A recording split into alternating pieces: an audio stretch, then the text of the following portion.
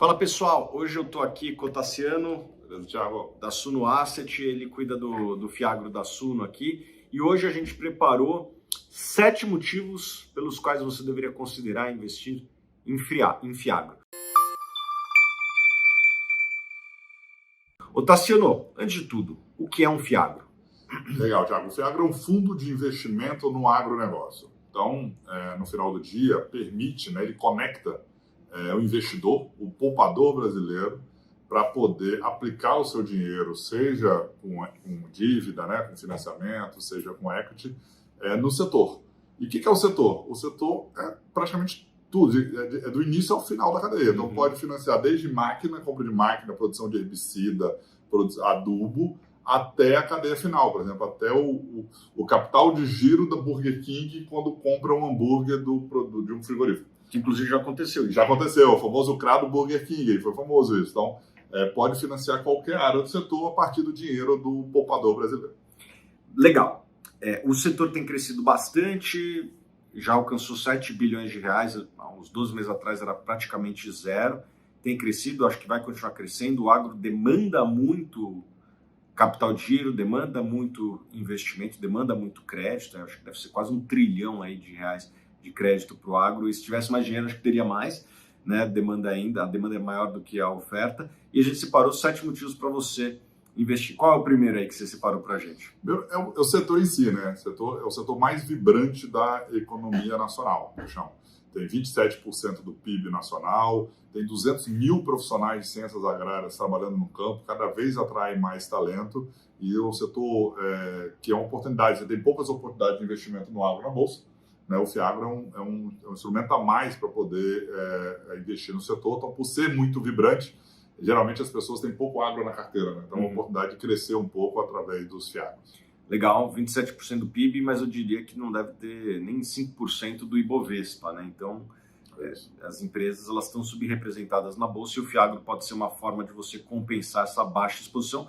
Ao que você falou, é um setor que cresce bastante. Acho que em qualquer janela que a gente for analisar 5, 10, 15, 20 anos, o agro cresce acima da média das outras áreas do PIB, Então, ele tem ganhado participação e deve continuar ganhando participação nos próximos anos. Qual que é o segundo ponto? O segundo são as vantagens competitivas do setor. Vamos analisar um ciclo produtivo. Nós tivemos esses dias no galpão lá do SNAG, lá em Sorriso, no Mato Grosso, o ciclo de 3 safras no mesmo ano. Só a agricultura tropical permite isso, na agricultura temperada, Em quase toda a parte do mundo que disputa com o Brasil, é agricultura temperada. Na agricultura tropical, você consegue produzir soja, você tira a soja, agora está tirando, janeiro, fevereiro, tira a soja, planta milho, depois do milho você consegue ainda plantar feijão antes de voltar a plantar soja em setembro do ano. Então, você tem 3 produções. Nesse exemplo, evidentemente tem culturas, eucalipto demora 7 anos, Pegando esse exemplo, você pode... Então, é muito competitivo, tem vantagens competitivas enormes comparado com os países temperados. Óbvio que não é para tudo, Para vinho, por exemplo, o Brasil ainda não é o que é a França, mas para o que nós produzimos, nós somos imbatíveis. Soja, que mais? Soja, milho, cana, que café, é açúcar e álcool, café, algodão, carne, todas as proteínas, frango, suíno, menos cordeiro, que é muito pouco no mundo, e peixe a gente também não é muito competitivo, mas o que o mundo consome muito, que é peixe, suíno e carne de boi, a gente é muito competitivo, e o Brasil está aí, assim, pegar das 180 produtos agrícolas que existem, nos 30 principais produtos agrícolas, nós somos entre os 5 mais competitivos do mundo. Então, é um enorme diferencial. Legal. Qual que é o terceiro ponto que você preparou para nós aí? É a demanda contratada. A demanda é super importante. Nós temos uma demanda contratada, além de continuar alimentando 7 bilhões de pessoas no mundo, até 2050, 2 bilhões de pessoas ainda vão nascer. E nós temos um desafio, enquanto sociedade, de 1 bilhão de pessoas que não têm a quantidade de comida suficiente no dia a dia. Então, nós temos, na prática, a necessidade de produzir alimentos para mais 3 bilhões de pessoas até 2050. Então, e sem contar, porque o agro não produz só alimento, A gente produz energia, que é, por exemplo, o álcool é energia, a gente produz fibra. Algodão é fibra, celulose é fibra, papel é fibra. Então, fora isso, só de alimentos nós estamos com uma demanda super contratada. E lembrando, Tassiano, que o consumo de proteínas, ele cresce exponencialmente conforme a renda das pessoas cresce, Então, só para dar um exemplo, Hong Kong e Taiwan, que são países com uma renda per capita altíssima, consomem ali por volta de 30 a 35 quilos de carne por ano. São países que têm uma renda acima da China, apesar de ter uma cultura parecida, né? E a China consome muito menos. Por quê? Porque tem renda menor. Conforme a renda da China foi crescendo, 20 anos atrás, a China devia consumir, sei lá, uns 5 quilos de frango por ano. Hoje já deve estar uns 15.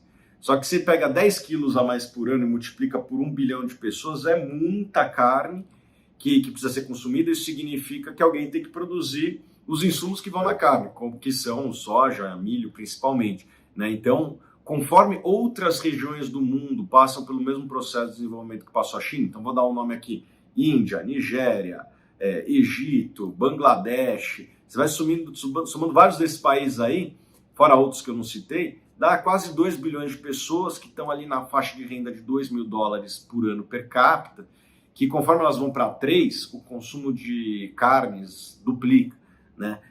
Então, o Brasil é um fornecedor de carnes e também de grãos. Então, o agronegócio brasileiro ele não depende somente do crescimento da população do Brasil. Ele é competitivo globalmente, a gente exporta muito e conforme o mundo cresce, a renda cresce, a população cresce, o consumo de carnes vai crescer bastante e o Brasil vai se beneficiar bastante. É isso, a renda per capita permite, né, que a pessoa substitua carboidrato por proteína. Né? Assim, quanto mais renda tem, mais consome proteína, exatamente o que você disse. É isso aí. Quarto ponto. Quarto ponto é Selic alta, né? Assim, pega o boletim Focus, toda segunda-feira sai. A previsão no Brasil é continuar acima de 10% neste ano. E o ano que vem também muito alto, né? E quando você olha a questão fiscal, que ainda não está encaminhada, né? Então, a possibilidade de continuarmos com a Selic alta. E os fiagros, quase todos, estão muito indexados à CDI. Então, a gente vai ter CDI alta aí, pelo Boletim Focus, né, que é um pouco a convergência do mercado, contratado para os próximos 2 anos. Então, é um rendimento acima da média que a indústria de fiagros vai proporcionar nos próximos anos. Como a maior parte dos fiagros eles têm CRAs, né, eles investem em títulos de dívida, e a maior parte dessas dívidas elas são indexadas ao CDI, enquanto o CDI se mantiver alto, a tendência é que os fundos agro, né, os fiagros, mantenham distribuições de dividendos generosas. Quem gosta de dividendo mensal, provavelmente nos 12 meses subsequentes, né, e talvez nos próximos 24 meses, né, enquanto essa questão fiscal não estiver endereçada, vai ser difícil cair os juros. Provavelmente vai ser um dos ativos que vai mais pagar dividendos no Brasil, são os fiagros. Exato, perfeito. Quinto ponto. O quinto ponto é o papel do BNDES, né? O BNDES tinha uma participação no crédito no Brasil muito relevante. Era sempre acima de 20%. Era 2016, lá até antes, o BNDES, do total da carteira de crédito no Brasil, 20% saía do BNDES.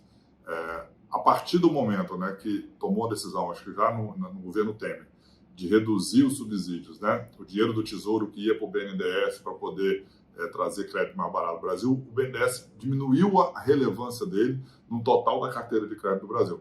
Então saiu aí de torno de 20%, agora está abaixo de 10% do total de crédito. O que significa? Significa que tem uma avenida aberta. Assim. Essa avenida para quem? Para o mercado de capitais. Né? O mercado bancário, o mercado de crédito não consegue acelerar demais porque tem limite nos balanços. E onde tem uma avenida super aberta ao mercado de capitais. Então, o mercado de capitais está ocupando o papel de financiamento de longo prazo das empresas brasileiras. O mercado de crédito bancário, num financiamento mais de curto prazo, e quem está financiando o longo prazo das empresas brasileiras é o mercado de capitais. Cada um de nós aqui, cada cidadão brasileiro que poupa, financiando o longo prazo, como nos países mais desenvolvidos do mundo. Então, é uma enorme avenida que o BNDES está deixando para o poupador brasileiro. Isso aconteceu no mercado imobiliário também, né? Os fundos imobiliários 10 anos atrás não tinha nem 5% do número de investidores que tem hoje em fundos imobiliários. E esse crescimento fez com que fosse um novo canal de financiamento para o mercado imobiliários. Só para te dar um número, né? Em 2021, das 10 maiores transações imobiliárias no Brasil, 9 foram fundos imobiliários sendo compradores. 10 anos atrás, acho que não era nada, era zero, né? Das 10 maiores transações do Brasil. Então, quando o mercado de capitais ele entra com dinheiro de verdade, financiando projetos de verdade, né? No mercado de imobiliário ficou evidente com esses números que eu falei. Ainda é muito cedo, porque é uma indústria muito pequena, né? A indústria de Fiagro é 7 bilhões, a de fundos imobiliários deve ser por volta de uns 180 bilhões, é muito maior, mas esse crescimento ele vai provavelmente continuar ao longo dos próximos anos em Fiagro, e em algum momento provavelmente a gente vai ver as maiores transações do Brasil sendo financiadas por Fiagro no segmento agro. Você acha que isso vai acontecer? Eu acho que vai. É só olhar assim, as poucas empresas, né, do Brasil que foram para o mercado de capitais financiar, viraram as maiores empresas do mundo. Assim. Você pega as empresas de proteína animal, Marfrig, Minerva, JBS, BRF, as maiores empresas do mundo. Pega no setor de papel e celulose no Brasil, Suzano, Klabin, Suzano é a maior produtora de celulose do mundo. Assim. Então, quem se financiou via mercado de capitais, as poucas que já entraram já tem isso, já prova disso. Acho que tem esse desafio agora de chegar nas cooperativas, de chegar nos produtores, de chegar nas menores empresas, né? E eu tenho certeza que vai ser um belo caminho. Sexto ponto. Sexto é essa questão fiscal do Brasil, né?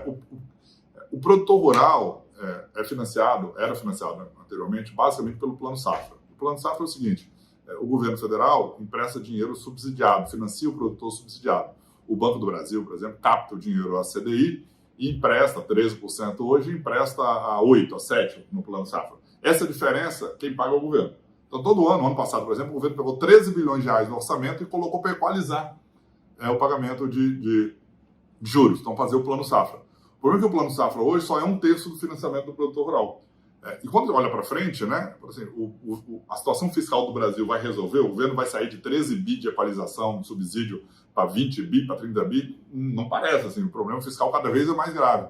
Então, cada ano passa, o Plano Safra é menos relevante no financiamento do produtor rural. Então, cria uma enorme oportunidade exatamente para também estar ocupando esse espaço. Né? Nós falamos do espaço do BNDES como um ponto, agora estamos falando do espaço que o governo federal, via o Plano Safra, está deixando para o mercado de capitais financiar. É isso, sim. Acho que não tem nem muito o que adicionar. Né? A questão fiscal do Brasil é uma questão complexa.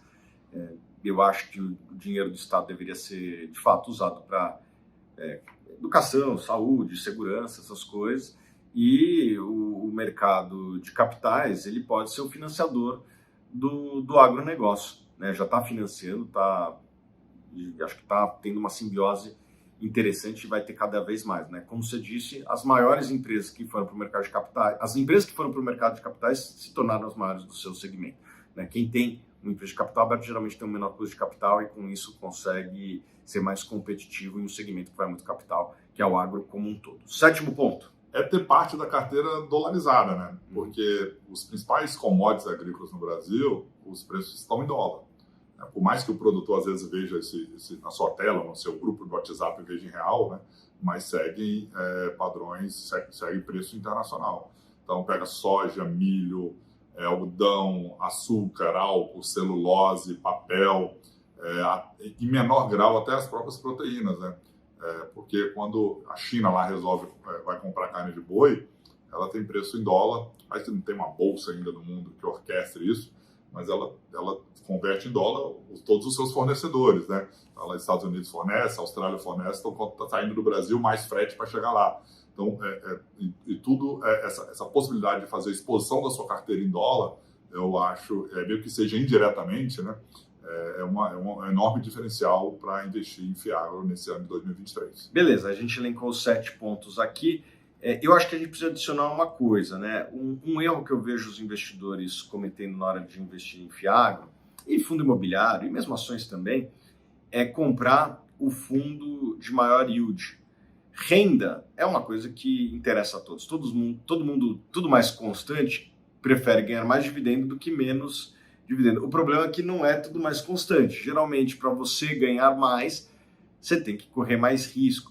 E eu vejo muitas pessoas comprando fundos Fiagro, só olhando o yield e saindo comprando o fundo que paga mais. Daí você vai ver a carteira lá, pô, o cara financia uma empresa que está com problemas financeiros e teve que demitir 500 pessoas. Né? Tem que tomar um cuidado. O consumidor, o investidor, ele precisa olhar a carteira do que ele está investindo. Não compre só pelo base do yield. Você vai fazer besteira. Uma hora vai ter um problema de crédito. Né? O agro teve 3 anos muito bons, mas o Otaciano trabalhou há muito tempo e tal no agro, né? Continua trabalhando conosco, foi secretário da Agricultura. É raro ter 3 anos seguidos sem problema no agro. Ah, não tem. E as mudanças, você tem conjuntura internacional, você tem mudanças, questão climática que impacta o setor. Sanitária, que é muito relevante. Então, tem vento de... Os ventos estão nas costas, né? Há 3 anos, mas vem vento de proa. Você vê, e no que vem inadimplência e você fica sem receber ali. Então, e quem tem dúvida, entra no Google aí e fala assim, renegociação de dívida de produtor rural. Vai ver como que ao longo da história esse assunto é relevante. E por que fala de renegociação de dívida? Quando vem o vento de frente. Né? Quando você está vendendo soja a 170, aí por um motivo ou outro soja cai para R$90, para R$100, dá uma porrada no setor. Então, vale a pena olhar para o Fiagro e olhar quem está lá dentro. Né? Não só soja. Eu me lembro, meu pai trabalhando na Sadia, teve a gripe aviária, o consumo de carne de frango no mundo desabou. Né? O pessoal tinha que dar frango porque não tinha capacidade de estocagem. Você não pode jogar no rio, né? Você não pode enterrar. Tem questão ambiental aí. Você tinha que dar para a turma consumir. Então... muita gente quebrou naquela época. Olha o que está acontecendo com a China, né? Por que o preço de carne explodiu nos últimos anos? Por causa da peste suína. Então, teve que matar, dizimar o rebanho suíno praticamente da China. E a produção de suíno na China é quase que artesanal. Na roça, estava falando de chiqueiro, de coisa no fundo de casa. Depois desse problema, agora a China está fazendo pocilgas de 15 andares, de 17 andares. Virou uma indústria, virou de fato empresarial. Quer dizer, isso foi favorável ao Brasil, mas isso pode acontecer exatamente o contrário. O problema sanitário pode ser aqui. E o problema sanitário lá parece estar resolvendo um problema, talvez impacte aqui. Então, olhe para a carteira, assim, não fica... olhar só para o yield pode ser bonito no início, mas no final pode dar problema. A conta uma hora vem. E falar assim, um minutinho do Snag, que faz o Snag 11. Legal, o Snag é o fundo hoje já com 300 milhões de reais de patrimônio líquido da Suno.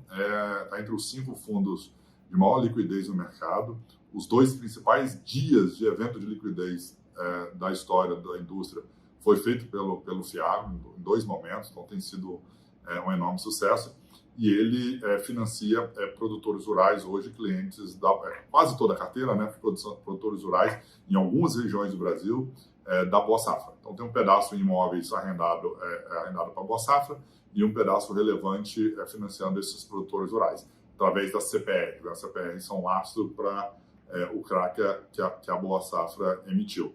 Então tem essa ideia de continuar crescendo e sempre olhando para o devedor. Então não vai ser o high yield, sempre um high grade, assim, com empresas boas, empresas sólidas, que eu acho que é isso. A gente quer ganhar a corrida ao longo da história, né? Ganhar na largada ganha, mas na primeira curva derrapa, né? A gente quer ficar ao longo da história e tem crescido bem. A gente está muito animado aí para esse ano 2023, por esse conjunto de motivos que a gente falou do Fiagro, e eles são exatamente iguais para o Snag 11.